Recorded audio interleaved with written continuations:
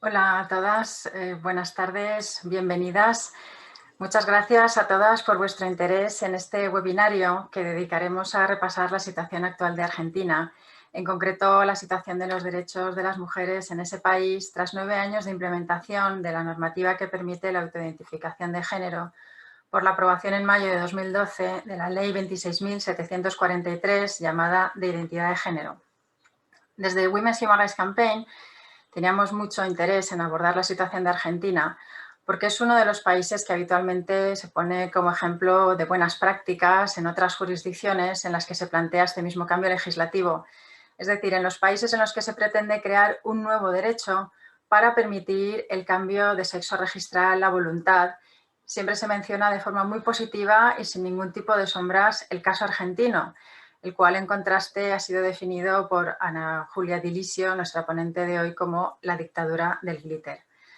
Esta referencia a favor de la normativa argentina ha sucedido recientemente en España este mismo mes de febrero, cuando se han conocido, por haberse filtrado, los borradores de 2 leyes que llevan en su articulado el mismo concepto de autoidentificación que Argentina aprobó en el 2012. En concreto, se trata de los borradores de los anteproyectos de la Ley para la Igualdad Real y Efectiva de las Personas Trans y de la Ley para la Igualdad de las Personas LGTBI y para la No Discriminación por razón de orientación sexual, identidad de género, expresión de género o características sexuales, que son 2 borradores redactados por el Ministerio de Igualdad del Gobierno de España y que, como digo, en los 2 aparece este concepto de autoidentificación de género.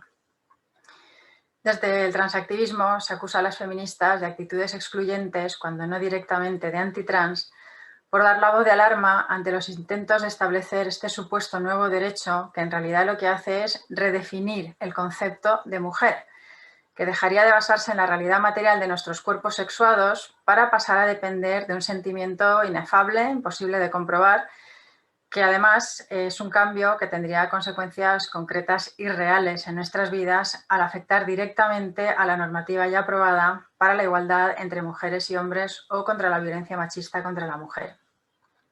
Como sabemos de sobra, esta amenaza tan seria no se cierne únicamente sobre las mujeres españolas. Esta misma semana, en concreto, el jueves 25 de febrero, se ha aprobado en el estado de Puebla, en México, una ley que igualmente permite la autoidentificación de género, la allí conocida como Ley Agnes. En Puebla, como digo, uniéndose a otros 13 estados mexicanos, con lo que hay ahora la posibilidad de autoidentificación del sexo registral o del género en 14 estados mexicanos. Así que conocer a fondo las consecuencias que la nueva normativa ha tenido sobre las mujeres argentinas resulta, por tanto, indispensable para todas nosotras, tanto para las que tienen que denunciar firmemente la pérdida de derechos como para las que queremos evitar perderlos. Desde Women's Human Rights Campaign, con nuestra declaración, reafirmamos los derechos de las mujeres basados en el sexo y consideramos que la sustitución de la categoría de sexo por la de identidad de género es una nueva forma de discriminación contra mujeres y niñas. Como me ha dicho recientemente una feminista que prefiere mantener su anonimato, ser mujer no es un derecho de los varones. Y sin más dilación, para no perder tiempo, paso a presentar a nuestra compañera Ana Julia Dilisio, que ella es argentina. Ana Julia escribe, investiga sobre la realidad y derechos de las mujeres y participó del proyecto ¿Por qué llora esa mujer?, para exponer la violencia machista en Argentina. Ella expone y trabaja temas como la autoginefilia en redes. Ella es activista feminista en Alemania y es la persona de contacto del grupo de Women's Human Rights Campaign para Berlín. Así que cuando quieras, Ana Julia, con mucho gusto te escuchamos. Gracias. Hola Amparo, hola a todas, gracias por la presentación. Bueno, la presentación va a ser sobre la dictadura del glitter en Argentina y como nos están viendo amigas de hispanohablantes de todas partes del mundo, les voy a dar como una especie de pantallazo general a la situación del país en cuanto a lo que nos compete, ¿no?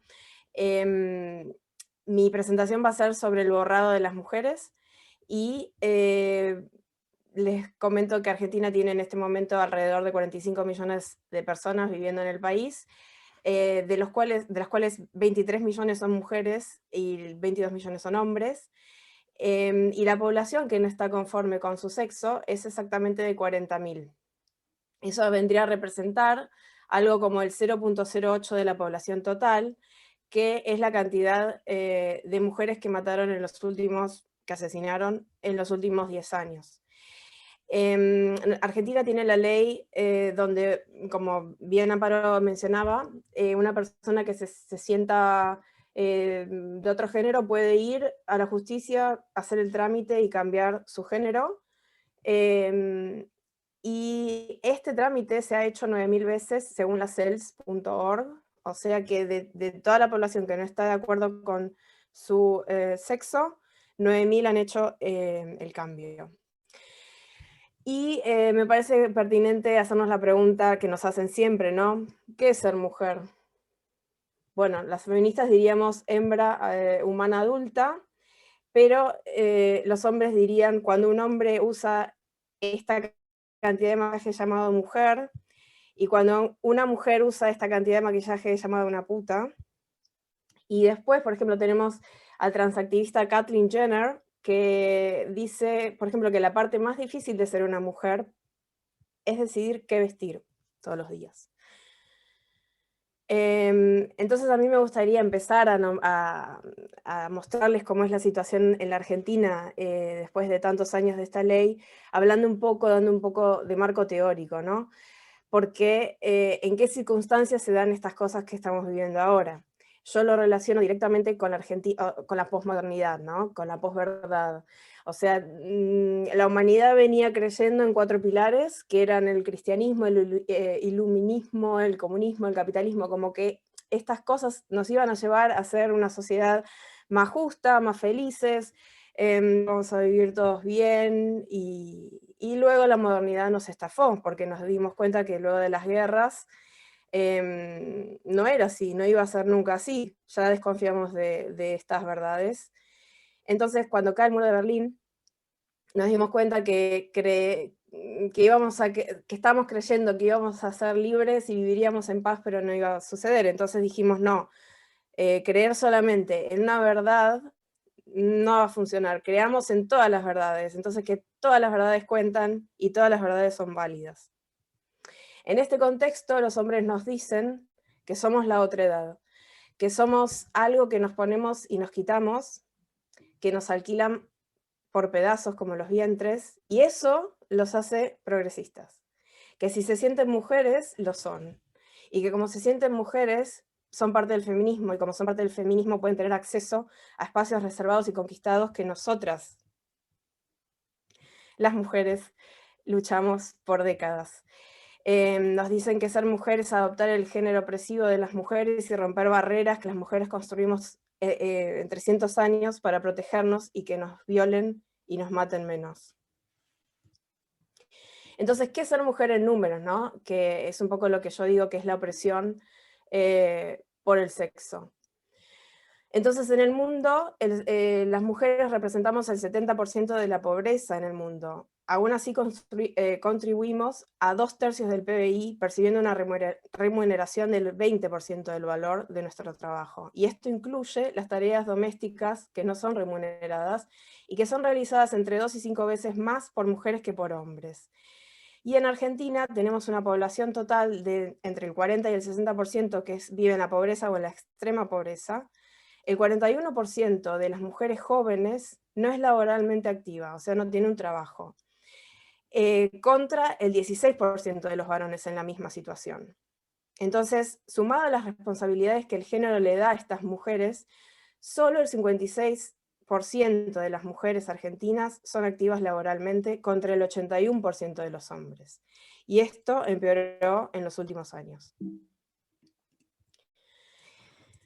No obstante, en la Argentina las mujeres ganan un 27% menos que los hombres, las mujeres pobres tienen empleos no registrados y son estos los primeros que se pierden. No tienen paritarias, es verdad, no es en el sentido de que las paritarias en Argentina significa poder negociar, ¿no?, nuestro salario, nuestras condiciones laborales, y carecemos de eso. Estas mujeres son pagas por un patrón, por un hombre, ¿no?, normalmente.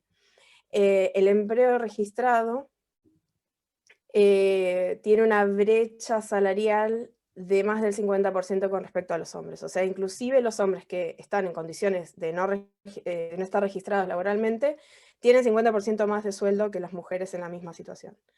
Lo que sucede es que la brecha entre la legislación y la aplicación es muy extrema. Entonces, si bien hay algunas leyes que nos protegen, aplicarlas se vuelve un poco imposible. Luego aquí tomo los datos de Argentina de 2005, que es antes de la ley de género, y luego los cotejo, los comparo con los datos del 2019, como para dar una idea cuál es, a ver, los datos antes de la ley y después de la ley. Antes de la ley, los datos del 2005 nos muestran que los hombres estaban activos en un 73%, las mujeres en un 48%, y luego de la ley, varios años luego, en el 2019, esto solamente se modificó básicamente 8% para los hombres y 7% para las mujeres. O sea que no igualó esta condición la ley en ningún aspecto. Si bien hay un aumento en la actividad laboral, dista mucho de ser verdad que las políticas de igualdad, como están planteadas, sirvan para realmente devolver a las mujeres el espacio del trabajo. Y acá yo incluiría algo más, que estos números son un poco mentirosos, porque hoy en día las mujeres perderíamos nuestro trabajo si dijéramos, por ejemplo, que no estamos de acuerdo con la ley de género. Entonces los números son así, mientras tanto no digamos lo que pensamos, ¿no? Porque tenemos gente que nos manda el gobierno a las empresas a decirnos y a enseñarnos cuáles son las leyes de género, lo que tenemos que decir, cómo nos tenemos que portar, etc. Entonces, por eso digo que los números son un poco mentirosos en ese sentido. Pero ¿qué leyes tenemos las mujeres en Argentina? ¿Y qué derechos fuimos arrancando del patriarcado? Acá hago como una especie de comparación, ¿no? Cuando la mujer éramos como un artefacto del hombre, acá nombro los artículos que hablan de esto, ¿no? Que, digamos, todo dependía de nuestro marido, éramos como pertenecíamos a nuestros maridos, hasta que, bueno, en 1947 logramos la ley del voto femenino, la ley del divorcio fue en 1987, pero en 2019, por ejemplo, vemos que los partidos políticos continúan prefiriendo hombres para encabezar sus listas electorales. Luego, acá vemos, por ejemplo, tenemos la foto de los hombres en la política, son los dos gobiernos, el anterior, el de Mauricio Macri, y el actual, el de Alberto Fernández, sin una mujer. O sea, ven las dos fotos donde no hay ninguna mujer. O sea, seguimos sin la ley de igualdad de género, claramente no aplica a las mujeres porque seguimos sin participar de espacios públicos como la política. Y, por ejemplo, la otra foto que tienen en la esquina superior, muestran quiénes son los que dicen las noticias en la Argentina en general. Son todos hombres. Acá hice un poco un barrido de la historia, ¿no? De dónde se podría decir que empezamos hasta la ley. Entonces hablo de la posmodernidad argentina y la ola del género, que empieza en 1990 con la teoría queer, donde surge, ¿no? En el academicismo preguntarse qué es el sexo, qué es el género, qué hacemos con esto, etc.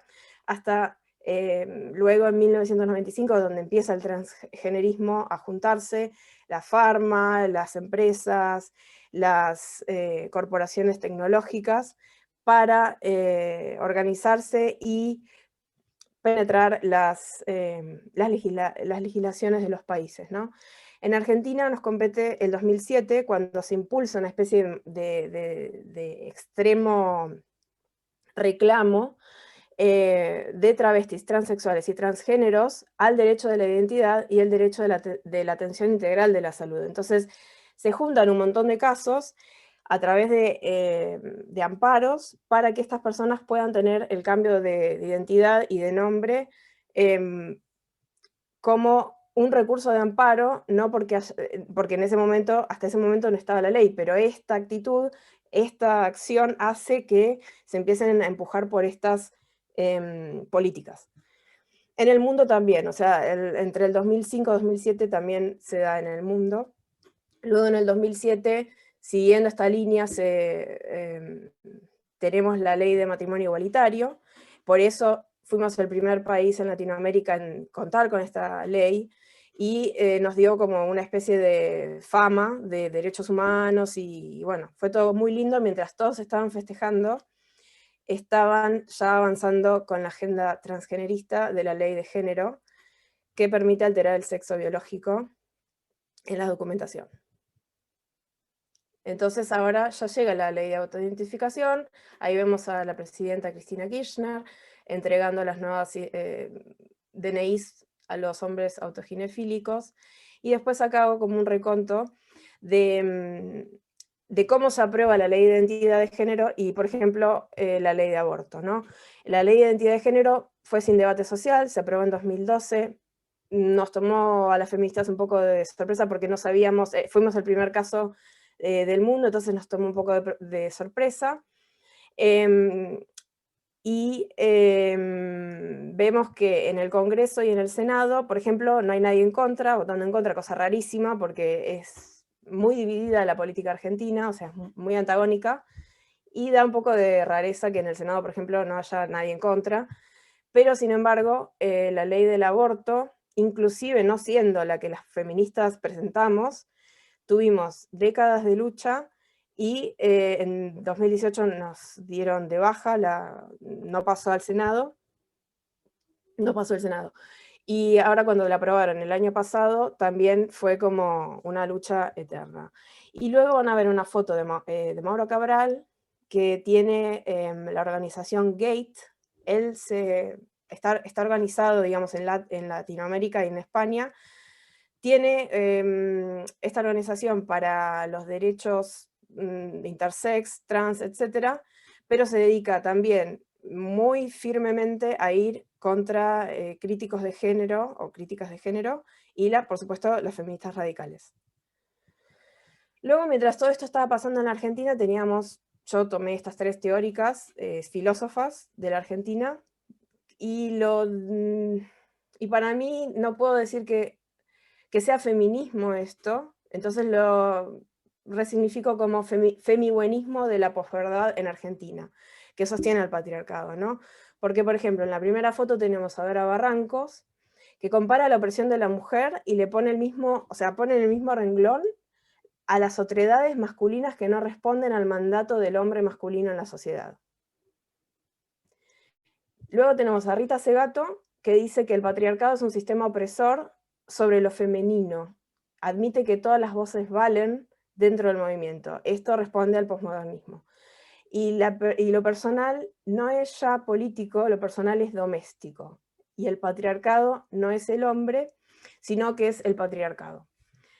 Diana Mafia, por ejemplo, que es la última foto, no pestañea al nombrar el género y decir que feminismo, no reconoce que el género es la herramienta patriarcal para oprimirnos y decirnos a las mujeres cómo debemos actuar. Estas son nuestras teóricas. Luego, también el brazo armado de denuncias contra las feministas del Estado, que se llama el INADI. Yo le cambié un poco el nombre y le puse la Argento KGB, y muestro acá un artículo donde el INADI, digamos, se supone que es una entidad que debería luchar contra la discriminación, contra la xenofobia, etcétera, etcétera, pero básicamente se dedica ahora a luchar contra las personas que, por ejemplo, como este hockey club no dejó a estos dos hombres inscribirse en la Liga de Mujeres. Entonces fue el INADI y les dijo, no, tenemos una ley en Argentina y si ellos se sienten hombres, entonces también son mujeres, entonces también son mujeres para jugar al hockey. Y luego tenemos la agenda del INADI, que todo tiene que ver con lo trans. O sea que Argentina, básicamente, la discriminación y todas estas entidades del Estado corresponden y defienden la transagenda, ¿no? Y bueno, por ejemplo, ahora ya no se habla más de feminismo en la Argentina, sino de transfeminismo, ¿no? Ya directamente se perdió la definición, se desarticuló el movimiento, se desarticuló a quienes son todavía feministas, ¿no? Hay mucha represión, se silencian a las mujeres, y acá vemos cómo todo este movimiento siempre tiene que ver con actores de la política. O sea, todo esto está fomentado por la política, desde la política, y muy, muy metido en universidades, en cursos, en todo lo que es la educación. Por ejemplo, acá tenemos más ejemplos. Van a ver las fotos de las obras del verano, que es lo común, ¿no? Tener espectáculos para las vacaciones. Por ejemplo, hablan de mujeres en tiempos de risas y son todos hombres. Hay como una cuestión del drag queen y de los hombres disfrazados de mujeres como un espectáculo, más que antes, hace 10 años atrás. Y por ejemplo acá en la foto del medio me parece muy, muy representativa, porque dice que no se puede hablar de una menos sin inclusión laboral trans. Yo creo que son dos problemas muy diferentes, ¿no? Y luego, siguiendo un poco esta retórica, por supuesto, como todos se sienten mujer u hombre, y etcétera, el borrado de las lesbianas es muy evidente, no solamente en la sociedad, sino también en los espacios LGBT. Ahí les puse como dos ejemplos. Una es una cuenta del espacio, y la otra es un festival asterisco del espacio también LGBT, y también donde no se ven mujeres. Y esto da que pensar, porque es como que el INADI no tiene nada para decir u objetar cuando se trate del borrado de las lesbianas de los espacios, ¿no? Las lesbianas están totalmente silenciadas, y la única manera de existir y vivir en paz es adoptar algún modo de identidad masculina o no binaria. Actualmente estos espacios son fundamentalmente regidos por gays y drag queens, por eso es que yo digo que debería llamarse la comunidad GT. Ahí tenemos un ejemplo del borrado de las lesbianas. O sea, este hombre se considera lesbiana, fem. Entonces, según la ley debería ser. Y estas son las terapias de reconversión. ¿Por qué? Porque esta persona que se hizo la doble mastectomía ya no es más una mujer, sino que es un hombre, entonces por ende no es lesbiana. Y bueno, quería hablar un poco de la autoginefilia, porque significa amarse uno mismo como mujer. O sea, estos hombres que se visten de mujer experimentan una excitación erótica con la idea de convertirse en mujer, y esta excitación les motiva a convertirse en mujeres. Los intereses autoginefílicos abarcan toda la gama, desde el travestismo y la participación en actividades femeninas estereotipadas, por ejemplo, tejer, hasta poseer pechos y genitales femeninos, tener la regla o embarazarse o ser madres. O sea, todo esto es parte de la autoginefilia, que son los derechos sexuales de los hombres, ¿no? Porque la autoginefilia está conectada con las parafilias, con el fetichismo, etc. Ante todo esto, las mujeres aún tenemos una batalla muy grande por dar, y nos basamos en estos acuerdos que corresponden a la eliminación de todas las formas de discriminación contra la mujer, de la CEDAW. Entonces, en el artículo 1 focalizamos en denotará toda distinción, exclusión o restricción basada en el sexo. Luego, para proteger la maternidad, que es un estado exclusivo de las mujeres, vamos por los derechos de las mujeres y las niñas a la integridad física y reproductiva. Vamos al derecho de la libertad de expresión y de la opinión de las mujeres. El derecho de las mujeres para poder juntarse y asociarse, derecho de participar de la política según el sexo, los cupos, ¿no? Y luego tenemos 3 más, que son las mismas oportunidades para participar activamente en el deporte, la educación física y por la eliminación de toda violencia contra la mujer, por la necesidad de la protección y de los derechos de las niñas. Y en este contexto, la realidad de las mujeres, que es la opresión por el sexo, decimos que la supremacía masculina tiene su origen en la necesidad masculina de obtener satisfacción psicológica del ego, lo cual posterior y adicionalmente tenía consecuencias económicas. Y luego desde el Ministerio de Desarrollo Social nos dicen que en Argentina la pobreza tiene cara de joven y de mujer. Como las mujeres jóvenes no tienen trabajo y son pobres, queda el cuerpo como materia prima, ¿no? Entonces el Estado nos ofrece, por ejemplo, derechos sociales y laborales para las trabajadoras sexuales, reforma de la ley de trata que criminaliza el trabajo sexual.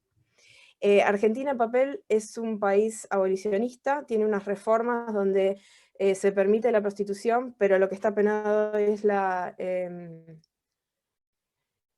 el proxenetismo.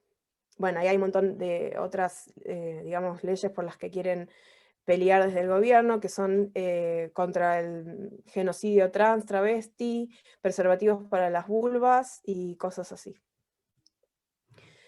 Y ahí es donde yo voy a hablar ahora del lobby proxeneta estatal. Lo digo estatal porque he sabido que Georgina Orellano, que dice ser puta feminista y peronista, pertenece, o sea, este lobby pertenece y está conectado a la central, o sea, a la Unión de Trabajadores Argentinos, y pertenece también a una red más grande todavía, ¿sí?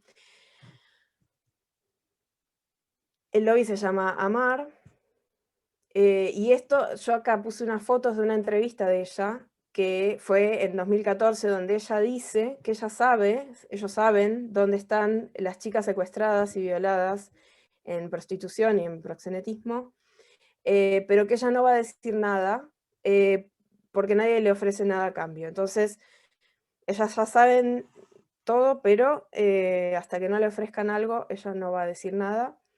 Hay 2 personas que pertenecen a MAR que están presas por proxenetismo, pero Orellano no.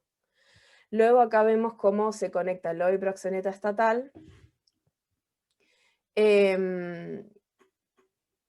con los derechos laborales, como pide, ¿no? Y incluyen el paraguas rojo en la bandera. O sea, el paraguas rojo significa lo que ellos llaman los derechos laborales de los trabajadores sexuales, y mezclan la bandera trans con la bandera LGBT, etc. Y claramente decir que las mujeres tienen el derecho de venderse es enmascarar que los hombres tienen el derecho de comprarlas. AMAR pertenece al lobby proxeneta de LATAM que se llama Red Sex. Es un lobby que tiene donaciones y soporte de la ONU, SIDA, y de Robert Card Fund. O sea, van a encontrar siempre que las organizaciones de SIDA fomentan la prostitución y el proxenetismo. Y en el caso de Latinoamérica, no lo van a hacer por país, sino que es el plan para toda Latinoamérica y el Caribe. Por ejemplo, en Uruguay ya está regularizada y legalizada la prostitución, el proxenetismo. Entonces Argentina como que sigue esos pasos, ¿no?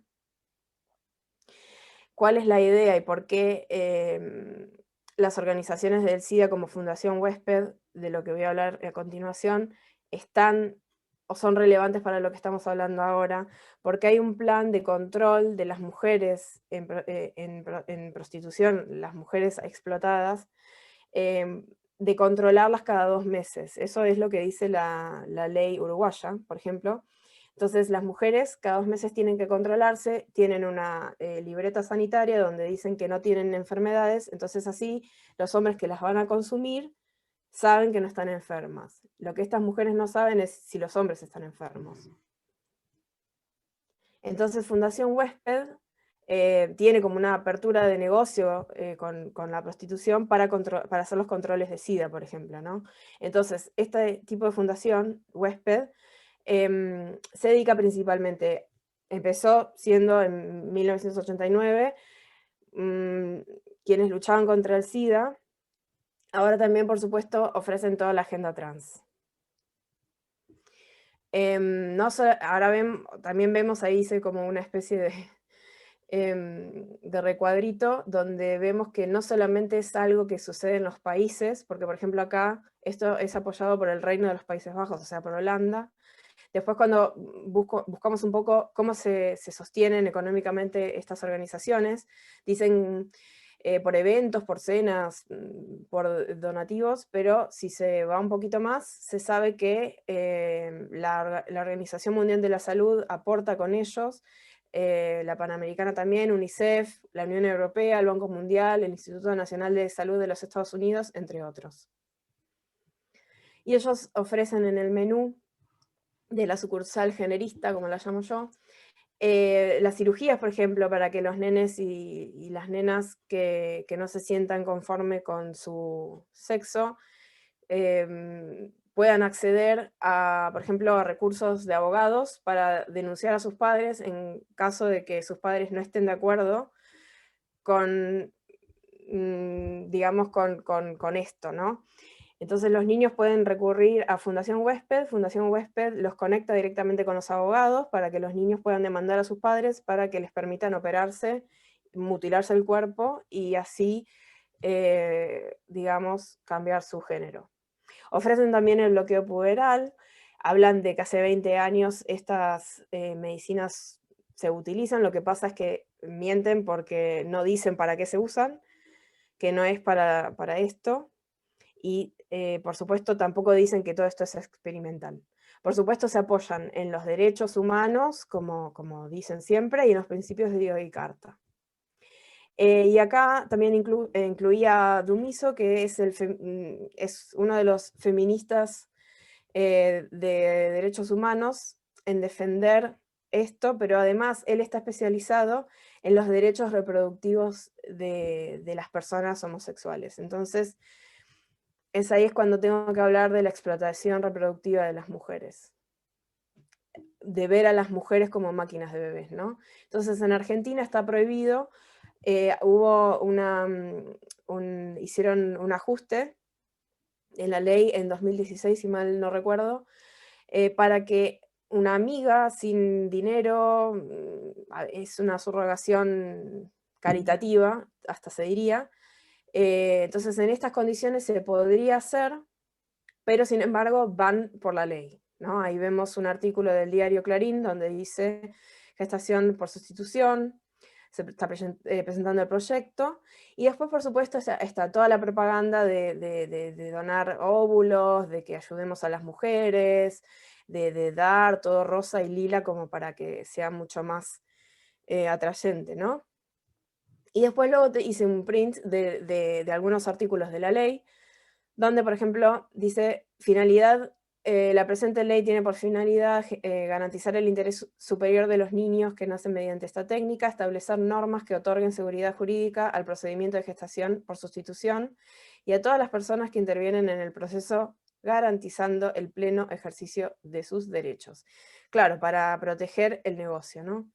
Y luego tenemos lo normalizado que está en Argentina, ¿no? Que alguien como Marley o como esta chica se llama Luciana Salazar, hayan comprado sus bebés fuera del país y se presentan en las revistas, se normaliza todo, como no solamente quieren sino quieren tener hermanitos así también para estos bebés.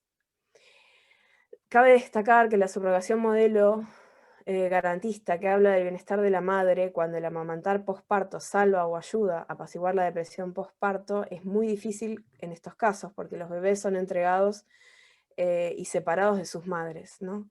Esto supone además un maltrato impresionante para los bebés, pues esta técnica es muy violenta Por eso siempre va a implicar consecuencias en los menores. El efecto no es solo en su niñez, sino en su vida adulta. La explotación reproductiva es violencia. Gestar no es una incubadora. Gestar es poner al servicio del desarrollo de una criatura absolutamente todo el cuerpo de una mujer. La capacidad de gestar no se puede ceder. Lo único que se puede ceder es tu cuerpo, y eso se llama explotación. El tráfico de personas, y esto está penado por ley. Entonces, cuando nosotras logramos la ley de aborto, aunque no haya sido la que presentamos las feministas, nos dio un gusto a poco. Y acá nombro un artículo que escribió María Minetti, muy elocuente, sobre esta ley, donde no nos nombran. Somos reemplazadas por personas gestantes. Se eliminó de este modo una categoría constitucional para las mujeres, ¿no? Y se reemplaza por una ficción jurídica basada en postulados de la ideología posmoderna queer. Y voy a citar un párrafo del texto de ella que dice: la disociación de la gestación como función desexualizada y desubjetivada habilita su tratamiento en términos de una técnica asistida, objeto de prestación contractual. Eso es lo que van ahora, ¿no? Las leyes por la subrogación. Mientras todo esto pasaba, Alberto Fernández nos hizo un chistonto y nos dice: estoy muy feliz de estar poniéndole fin al patriarcado. Y esto fue cuando fue la ley del aborto. Entonces, es la política. Tenemos un poco de misoginia y un poco de violencia del presidente, pero además tenemos la violencia y la misoginia, por ejemplo, en este estudio de arquitectura, que pretende borrar los espacios seguros para mujeres, ofreciendo, como una forma cool, ¿no? Porque es cool, es queer, un baño no binario, orgullo travesti trans. Entonces, la pregunta es: ¿desde cuándo tenemos baños separados las mujeres y por qué las mujeres luchamos por esto por 200 años? Y claramente fue para evitar las violaciones, poder ganar seguridad en el uso del espacio público, para poder siquiera estar en el espacio público, y porque además a los baños entramos, por ejemplo, con niños y con niñas, porque la sociedad de las infecciones de los baños de hombres es diferente. Y cuando estamos, por ejemplo, menstruando o embarazadas, la incomodidad se dificulta mucho más. También tenemos marcas misóginas, donde no nos dejan decir no, lo cual yo considero que es cultura de la violación, donde 3 hombres están en el centro de la foto y 2 mujeres son como que los encuadran, ¿verdad? Cuando esta es una marca de ropa interior de mujer. Entonces imaginemos la situación, ¿no? Nos sale un trabajo, nos invitan a participar de una sesión de fotos y luego tenemos que dejar que nos pasen cerca genitales masculinos. No solamente tenemos la misoginia en las marcas, en la arquitectura, sino en los deportes. Por ejemplo, este es el caso que todos seguramente conocen, el de jugador que se llama Mara Gómez, que juega ahora en las ligas de fútbol femenino. Entonces la pregunta es también: ¿desde cuándo y por qué tenemos ligas femeninas? Entonces, si bien desde la antigua Grecia hubo un espacio para que las mujeres podamos jugar juegos, hace muy, muy poco que nosotras tenemos espacios en el deporte femeninos, porque nuestros cuerpos son diferentes, la biología es diferente, y no tiene que ver con tomar medicaciones, sino que la biología es diferente. Y por ejemplo acá hago como un análisis de la situación, que del 20 al 30% tenemos riesgo de sufrir lesiones. Los hombres tienen un 76% más de masa muscular en el torso y un 50% más en las caderas, y esto es así. Y siempre habrá un 10% de ventaja en cuerpos de hombres. La estructura ósea, inclusive de los hombres, es más grande. Entonces, por eso también pueden desarrollar más musculatura. En los casos así, tan famosos y tan conocidos, es difícil hacer el seguimiento de si estas personas, estos jugadores, han hecho los controles, ¿no? de cuánta testosterona tienen en sangre, etcétera, etcétera, porque los clubes tienen miedo de ser tildados de transfobas o tienen miedo de decir algo y ser judicializados por ir en contra de la ley o por siquiera preguntar, ¿no? Entonces, acá vemos toda esta violencia que viene por todos lados, se ve plasmada en las estadísticas, ¿no? Y estas son las estadísticas oficiales, no es que el gobierno lo sabe, o sea, todos lo sabemos. Entonces, estas estadísticas refieren a los delitos contra la integridad sexual de las mujeres, y estas son las violaciones. Como podemos ver, luego de la ley 2014-2015, siempre va en alza, ¿no? O sea, la violencia ya es estructural. Aquí tenemos directamente los femicidios, esto es del Registro Nacional de Femicidios de la Justicia Argentina. Podemos ver en el 2014 que todavía se distinguían las víctimas trans o travestis del total de las víctimas de femicidio. Vemos que hay 5 en el 2006 y 2007 correlativamente. Y luego en el 2009 está como todo junto, pero sin embargo este año, o sea, el 2009 fue récord de femicidios. En este contexto, el PRO, que vendría a ser como el partido más de derecha de la Argentina, dice que necesitan los hombres una ley contra la violencia de las mujeres hacia los hombres, que se llama Alejo, porque hubo un caso de una mujer que aparentemente asesinó a su novio. No olvidemos que actualmente hay una mujer asesinada en Argentina cada 20 horas. Esto nos lleva a pensar un poco en el ministerio de la burla hacia las mujeres, porque si bien tenemos un ministerio de mujeres por lo que vivimos las mujeres en la Argentina, todo lo referido a este ministerio tiene que ver con lo trans, con hombres, se ven muy poco las mujeres, la verdad. Se muestran, sí, personas del transgenerismo, del transactivismo, y las mujeres somos una diversidad más, aunque seamos más que los hombres en la Argentina. Entonces acá yo lo digo que es el ministerio de la burla a las mujeres, porque dicen las mujeres, diversidades, etcétera, o sea, un poco todo. Acá, por ejemplo, hablan del Día Internacional contra la Homofobia en el fútbol, muestran hombres, etc. Acá me pongo un poco más seria porque lo llamo el Ministerio de la Vergüenza, porque ya es los derechos de la autoginefilia. Acá, perdón. Acá tenemos una persona que dice que es fundamental que los visibilicen. Es un cantante que se llama La Queen, mientras tenemos una mujer asesinada cada 20 horas en Argentina, y esto es lo que nos muestra el Ministerio de la Mujer.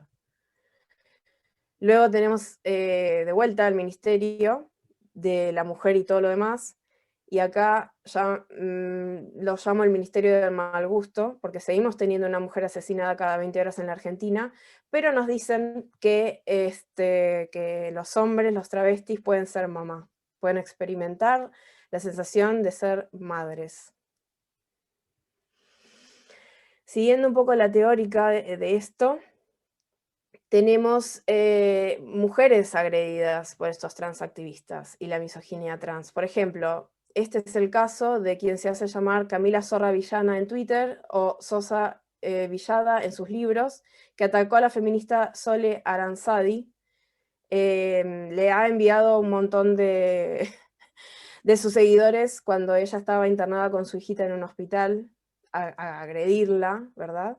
Entonces, no obstante, dice que las conchas, o sea, los coños vendría a ser en español, son un veneno, una mierda, una mismísima mierda en carne. Esta es la misoginia trans. Luego tenemos otro caso, pondría un montón de casos, le agradezco a todas las chicas que me escribieron para contar sus casos. Este transactivista atacó a una mujer feminista en la asamblea del 8 de marzo de 2019, la atacó muy violentamente, también, y esto forma parte más, además, por supuesto, de la misoginia trans.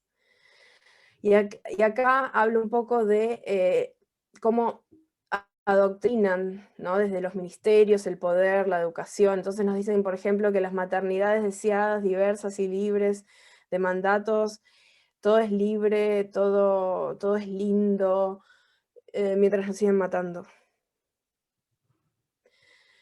Y ahora voy a hablar de lo que es la agresión al cuerpo de las mujeres, que es la mutilación. Esto, por ejemplo, corresponde a un brazo de una mujer que se hizo la operación de una faloplastia, ¿no? O sea, le hacen una especie de troquelado en el brazo o en la pierna, luego ese pedazo de piel se lo rellenan y le hacen como si fuera un falso pene. Esta es la operación de resignación de sexo, que cuesta entre 35.000 euros, y creo que hay más caras también.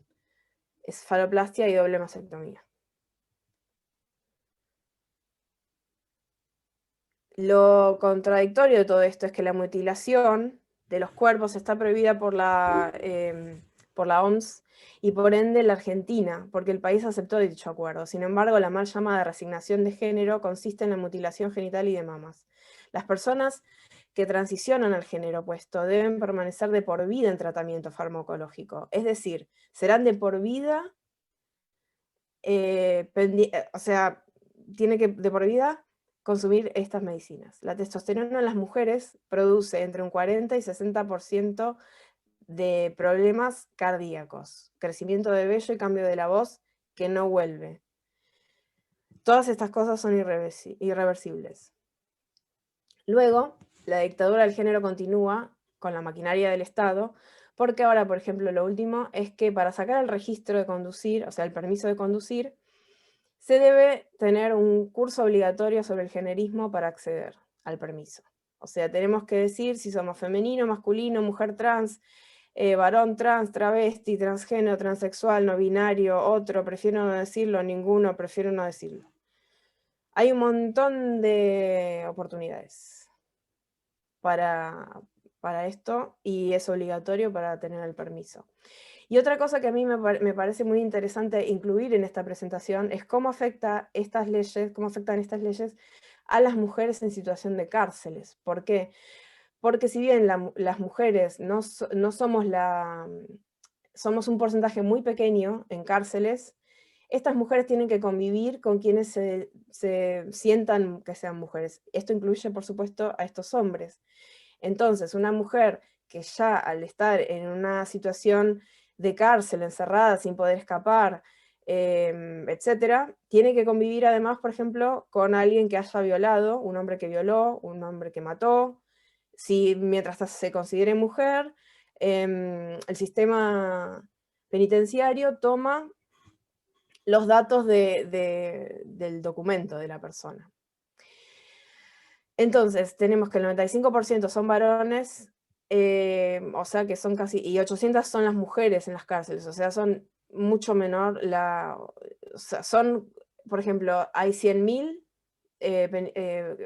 prisioneros, 800 son mujeres, esa es como la cuenta.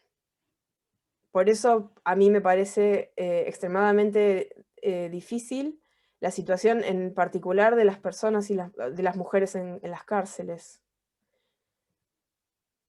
Entonces, ¿cómo se mantiene toda esta propaganda, ¿no? Y ahí es donde lo cito un poco a Goebbels.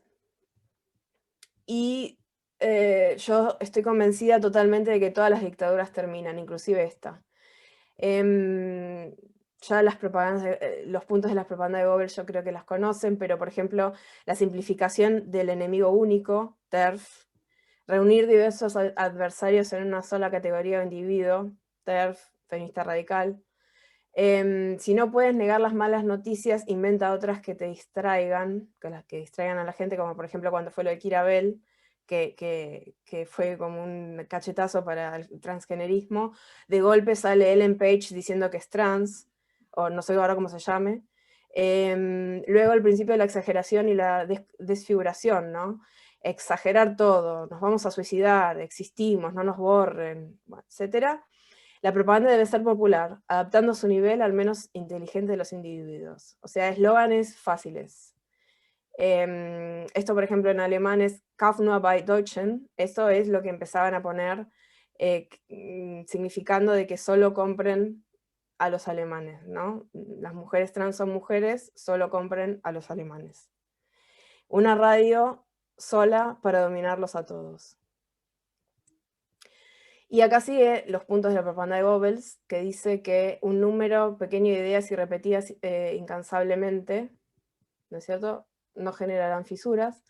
Después tenemos el principio de la silenciación y el principio de la unanimidad.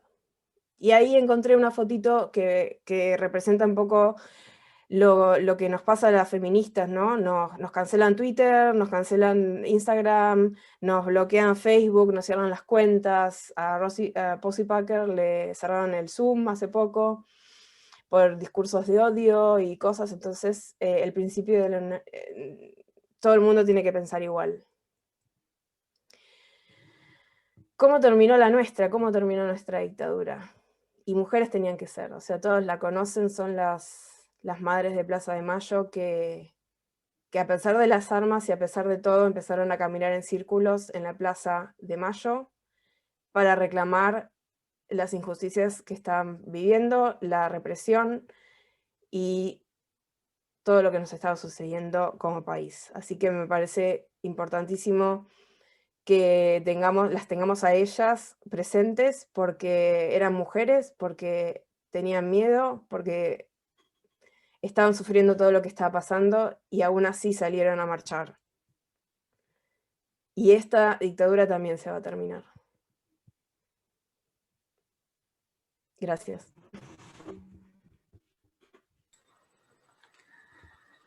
Bueno, Ana Julia, perdón, yo creo que estamos todas muy impresionadas por la presentación, enhorabuena por la documentación. Realmente es impactante ver las cifras y las imágenes. Y bueno, pues por una parte enhorabuena por el trabajo y por otra parte estoy desolada, como supongo que está el resto de las compañeras que están asistiendo al webinario, ¿no? Por la acumulación de despropósitos y de cómo realmente, a pesar de la situación de violencia tan grande que hay en Argentina, pues como tú dices, se prioriza bueno, pues la presencia o la actividad pública en relación a un colectivo que es una gota en la inmensidad de la población argentina. A mí me ha impresionado muchísimo lo que estabas comentando al principio de la presentación, yo me he ido tomando nota. Has comentado que había como agentes, no sé exactamente cuál es su rol, pero has dicho que el gobierno manda gente a las empresas, a las oficinas, para decir lo que tenéis que decir, lo que se tiene que pensar. O sea, no sé exactamente en el marco de qué programa puede haber ese tipo de control, porque efectivamente estamos hablando de totalitarismo, o sea, de no permitir ni pensar. Yo he mencionado en la introducción la normativa que permite la autoidentificación, pero por lo que veo en Argentina tenéis el PAC que se quiere insertar aquí en España, que yo sí he mencionado. Hay dos leyes, bueno, hay cuatro en realidad, pero viniendo del gobierno hay dos. Una es la que propondría la autoidentificación del género y la otra, en virtud de clasificar como transfobia todo disenso, nos pueden condenar a multas o condenas por delito de odio, discurso de odio, en función de las manifestaciones que hagamos. Entonces veo que ese PAC también se ha planteado en Argentina, y en virtud de eso estabas haciendo este comentario, ¿no?, del control del gobierno. No sé si puedes explicar un poquito más de ese tema. Sí, claro. Me han escrito un montón de chicas contándome lo desesperada que están, que no pueden hablar, no pueden decir nada porque pierden el trabajo, y ya sabemos lo que significa perder el trabajo en Argentina cuando somos tan pocas las que tenemos uno. Y es en plan de obligatorio que las empresas brinden este tipo de cursos para sus empleados, para que aprendan lo que es el género, qué se dice, qué no se dice, qué se piensa, qué no se piensa, etcétera, etcétera, pero a todos los niveles, o sea, el privado y el público. Eso es a mí lo que me preocupa muchísimo, porque o sea, están infiltrados en la educación, están infiltrados en las empresas, o sea, no hay manera como de escapar, o sea, como que el glitter, yo lo traté como de poner como una especie de montaña de glitter que te sumerge y no te deja respirar, ¿no? Porque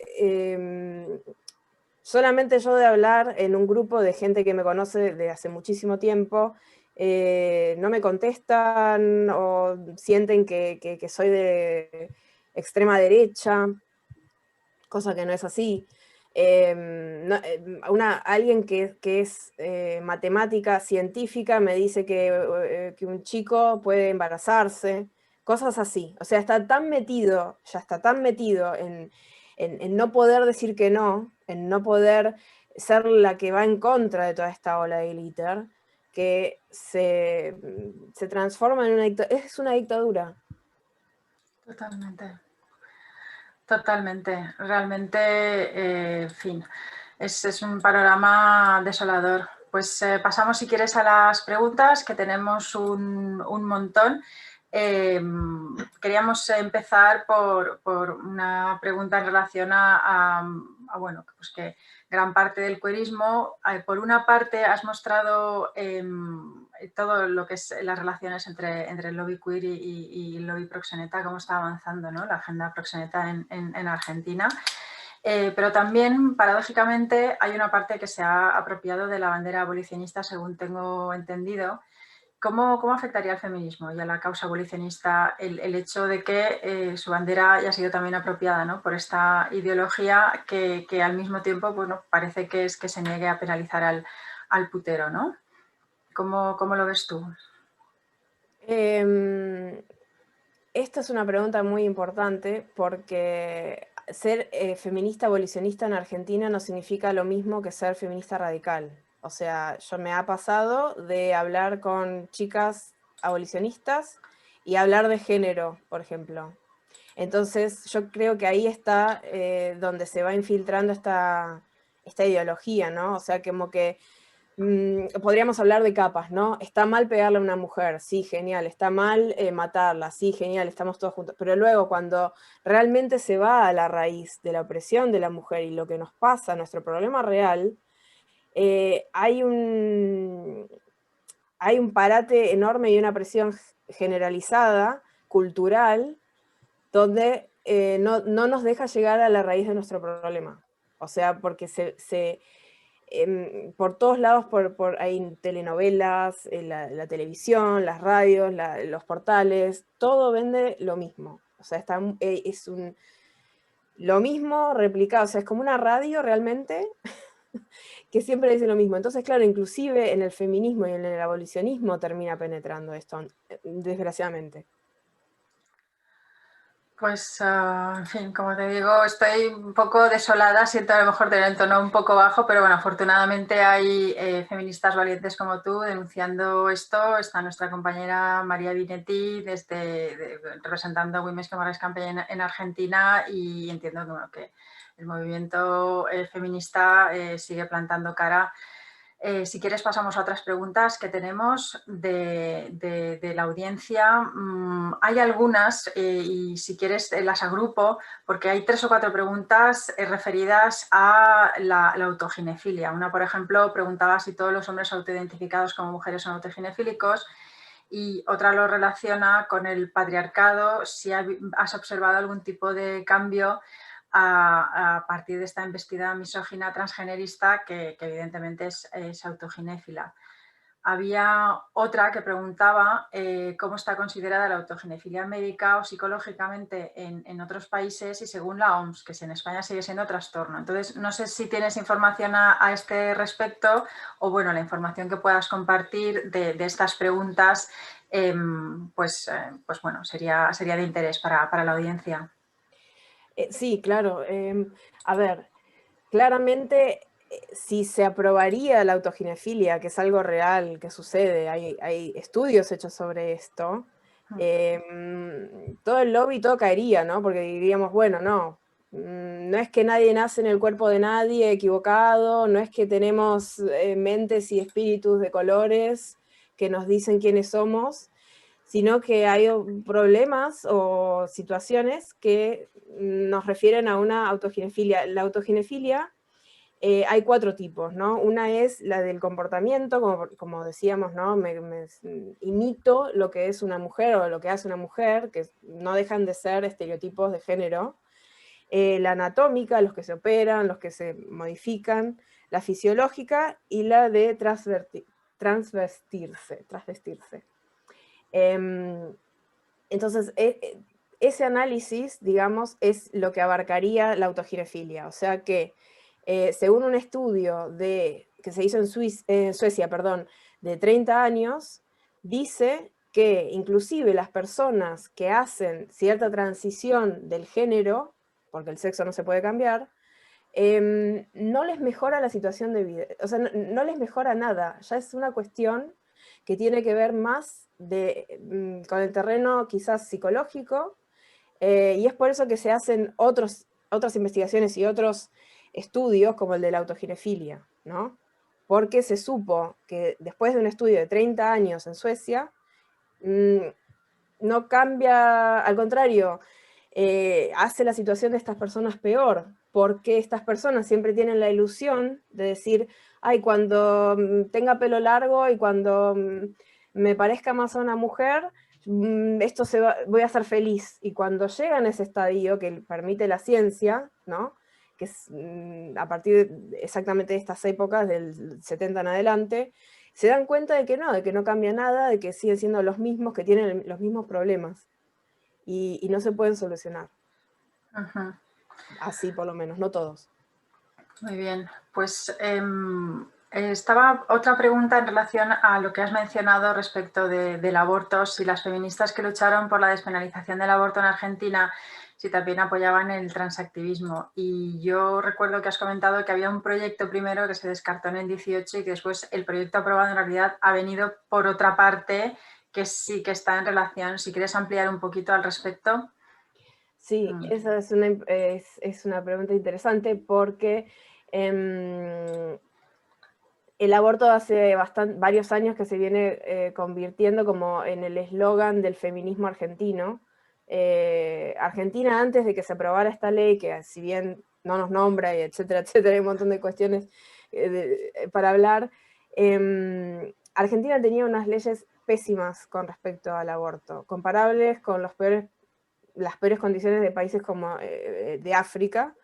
Luego se aprueba esta ley y se aprueba la que las feministas no presentamos.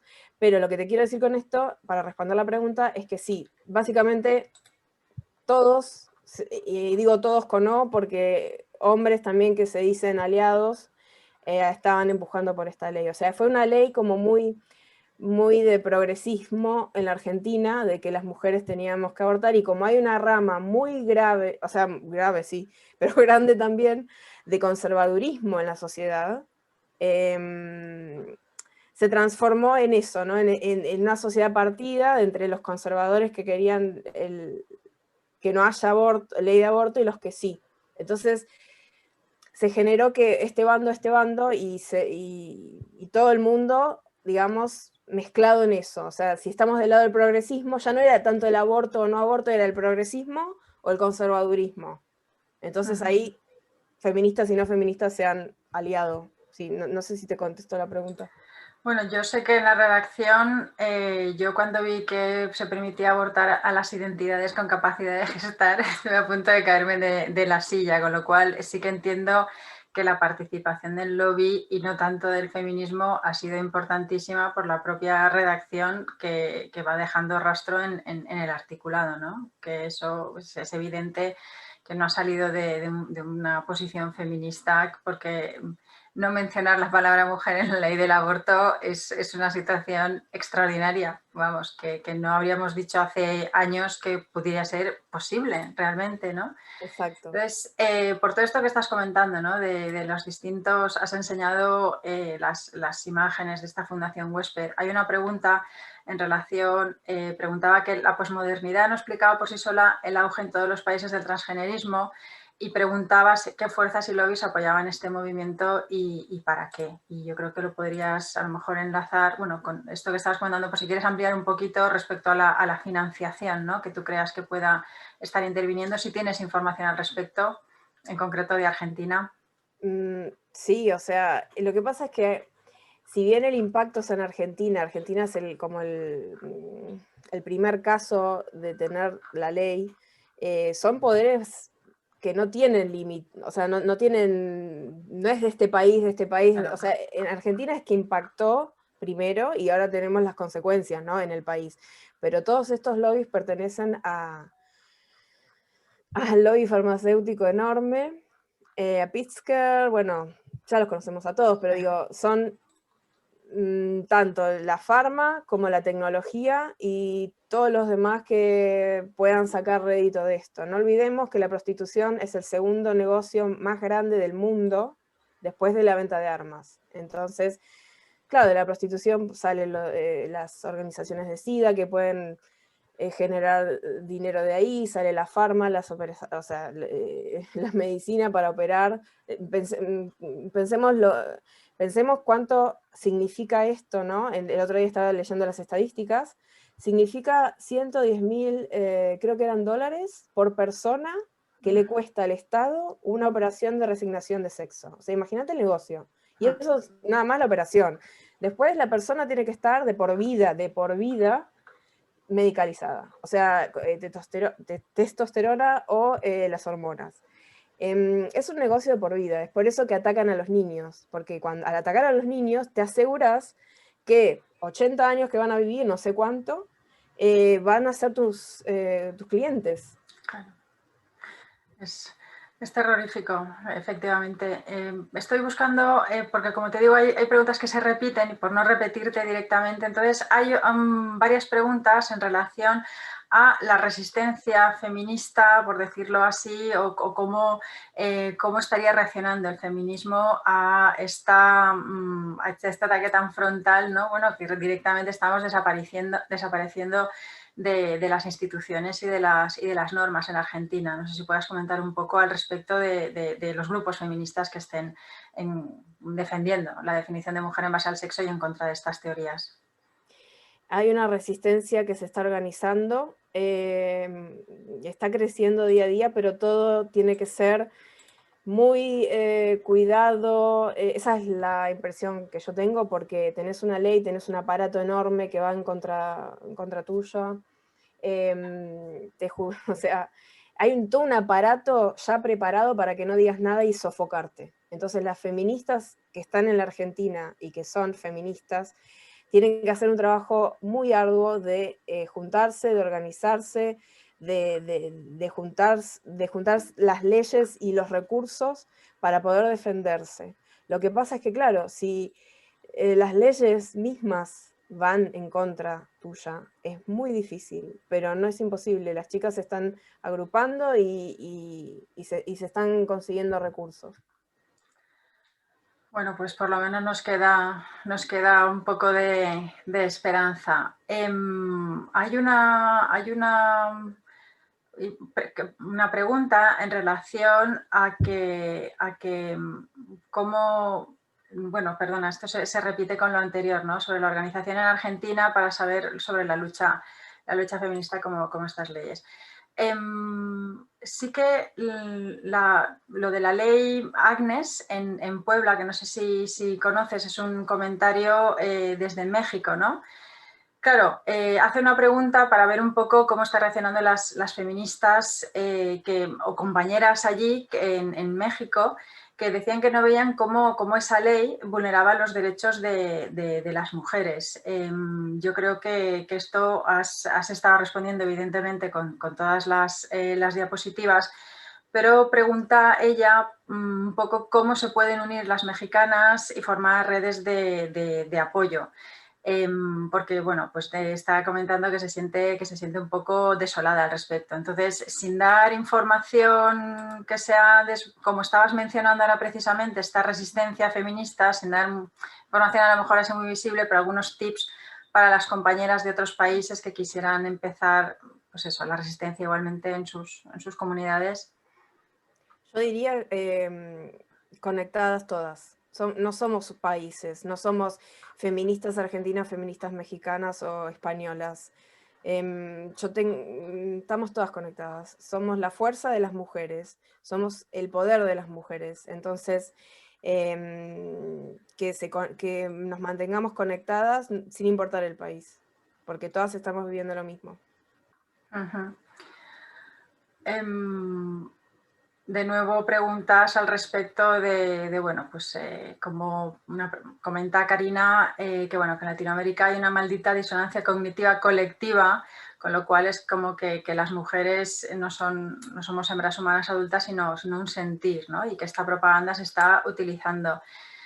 De nuevo pregunta, no tanto como en cuanto a dinámicas para conectar, como has dicho ahora, que es realmente las redes y más ahora en situación bueno, que tenemos que recordar que no podemos salir a manifestarnos prácticamente en ningún punto del planeta por la circunstancia de la pandemia. Estamos todas en casa, por eso también pues este webinario que nos da oportunidad de unirnos ambos lados del Atlántico en diferentes usos horarios. Estamos aquí compartiendo información. Lo que has dicho de conectarse en las redes o a través de grupos de Telegram es fundamental. En cuanto a contenido, nos preguntaba Karina si hay alguna forma de contrarrestar esta propaganda y que hay algo que hayamos visto que sí que funcione. Yo creo que este propio webinar y en realidad informar, difundir y seguir investigando. No sé si quieres añadir algo, Ana Julia, a este respecto, por las investigaciones que tú haces. Sí, yo por ejemplo, como vivo en Berlín, tenemos el poder acá en Alemania, entonces me encanta escribirle a políticos, por ejemplo. Me encanta mandarle muchos mails y muchos mensajitos a los políticos y a las radios y a la televisión y y a todo. A todo medio de comunicación. Me parece que si nosotras nos frenamos antes de tiempo, yo soy más partidaria de ir hasta el final. O sea, me van a cancelar un Twitter, bueno, me abro un Instagram, y si me cancelan el Instagram me abriré un web, y si me cancelan, y bueno, me pondré una radio parlante en el patio de mi casa, y así. Pues tenemos preguntas en relación a lo que sería la teoría. Para María Blake pregunta, para los queers, ¿cuál sería la diferencia entre travesti y trans? Si es que existe en realidad, porque en la norma sí que parecen distinguirse, como tipologías al menos. Yo soy feminista radical, no creo en ninguno de los dos. O sea, para mí es una fantasía... es un enemigo inventado, o sea, es como algo, como la transfobia. ¿Qué es la transfobia? Y qué sé yo. O sea, para una amiga, cualquier cosa que diga esta gente ya es transfobia. Para el diccionario es otra cosa. Entonces, creo que esto también responde un poco a lo que es el posmodernismo, de que todas las definiciones valen. Entonces, respondiendo un poco más a la pregunta, yo diría investigar un poco más ciencia, ¿no? O sea, ¿qué pasa con las personas que sufren disforia de género, por ejemplo? Las mujeres y los hombres. ¿Por qué escuchamos tanto de hombres que se sienten mujer? ¿Por qué son tan ruidosos y no tanto las mujeres, cuando en realidad a nivel mundial son más las mujeres que sufren de disforia que los hombres? Entonces el porcentaje de los hombres es muy menor, pero los escuchamos más a ellos. ¿No tendrá que ver con la socialización de los hombres? Hacernos estas preguntas, diría yo, ¿no? O sea, ¿qué es lo trans? Totalmente. Y aquí en España además hay un gran desconocimiento de que travesti es una de las identidades que se incluyen dentro de la categoría trans, con lo cual aquí en España todavía hay esa idea de que trans es la definición de persona con disforia, con malestar clínicamente significativo. O sea, realmente no se conoce que porque bueno, no se conoce porque no se quiere explicar tan abiertamente, porque perderían mucho apoyo cuando tenemos apariciones en prensa o en televisión. Siempre se centran mucho en la casuística de las personas que pueden tener disforia, que es un porcentaje muy pequeño, para justificar estas modificaciones legislativas alegando que les restan sufrimiento, cuando en realidad los travestis no tienen ningún tipo de sufrimiento en absoluto. Y en cambio están utilizando escudos humanos para ganar apoyo popular y conseguir pasar la normativa. Eso es algo que es una técnica también de distracción, como lo que estabas mencionando de la propaganda que están utilizando en todos los países. Claro, aparte, siempre desde el golpe bajo, porque si yo digo, ¿cómo puedo? O sea, pensémoslo en este extremo, ¿no? Que también hay casos de gente que se siente perro. Yo apenas puedo describir lo que es ser mujer, que soy. ¿Cómo puedo saber lo que es ser hombre? Entonces es tirarse encima unos estereotipos de género que alguien inventó alguna vez en un momento de la historia, porque sabemos que los zapatos por ahí los usaban los hombres hace 200 años atrás, entonces, de taco digo, ¿no? Altos. Entonces, ¿cómo? Ahora, si un hombre se pone estos mismos zapatos que usó probablemente su abuelo o su tatarabuelo, ahora ese zapato no es de lo normal, digamos, sino que lo hace mujer. Entonces, es la ideología del posmodernismo en la que estamos viviendo. Totalmente. Realmente. Hay también preguntas que estoy viendo en relación a la situación en las escuelas, ¿no? Si tienes información respecto a la situación en los centros educativos, por ejemplo, si hay propuestas de intervención en menores o cuál es el papel del profesorado, porque no sé si sabrás que aquí en España hay determinados protocolos que son autonómicos, que son de las regiones, podríamos decir así, o como los estados en México, que proponen, en realidad obligan a que el profesorado se convierta en una policía del género. Quedan obligados a hacer, por eso utiliza Sol, que es quien nos ha hecho la pregunta, utiliza la palabra intervención. ¿La situación en Argentina nos podrías comentar al respecto? Sí, la situación en Argentina es que está totalmente intervenido la educación desde desde los 5 años en adelante, o sea, por ejemplo, me comentaba una amiga hoy que les dan viene sin más todos los muñequitos generistas del sexo sentido y del sexo bla, o sea, ya ya está en la educación y desde los chicos, desde las universidades, y a mí uno de los casos que más me da temor es que esté tan instalado, por ejemplo, en las ciencias como la psicología. Porque ¿quién va a ayudar a las mujeres, no? O sea, si desde la psicología nos están borrando, nos están diciendo que somos una diversidad, que somos un sentimiento, y eso en cátedras de psicología, por ejemplo, o en cátedras de psiquiatría, o cosas así, ¿no? Porque por ahí quizás en una cátedra de matemática vaya y pase, pero en una cátedra como la psicología me parece extremadamente peligroso. Y en otros ámbitos de la educación, como por ejemplo en las universidades o a nivel, no sé, la intelectualidad, ¿no? Por decirlo así, aunque ya has mencionado a las feministas, femibuenistas, como las has llamado tú, muy adecuadamente. Sí, o sea, no solo a nivel educativo escolar, sino en otros niveles de la educación igualmente, si tienes datos de la presencia de esta ideología. Sí, absolutamente, absolutamente. Inclusive me han contactado personas docentes que se dedican a la educación y que son feministas, y feministas, diciéndome que inclusive no pueden comentar, la gente no se hace las preguntas. O sea, cuando ella agarra y dice, o sea, ¿qué? O sea, vos te sacás la ropa y sos un hombre, por ejemplo. O sea, inclusive en la educación, los docentes no se hacen estas preguntas, ¿no? Como que ya está tan obligado, tan metido, tan que no te podés salir de la caja, porque enseguida sos acusado de transfobia, de esto, de aquello, te sigue el INADI, ¿entendés? O sea, es realmente una dictadura. No es broma y no estoy exagerando con esto que te estoy diciendo. Es No. así. Y claro, o sea, ¿cómo podemos tener una sociedad próspera, ¿no?, para las próximas generaciones cuando no podemos hacer uso del pensamiento crítico? O sea, porque es pensamiento crítico. O sea, puedes estar de acuerdo o no, te puede gustar o no, pero es no poder tener pensamiento crítico sobre algo tan grave como el borrado de las mujeres, me parece muy, sí, muy difícil. Ujú.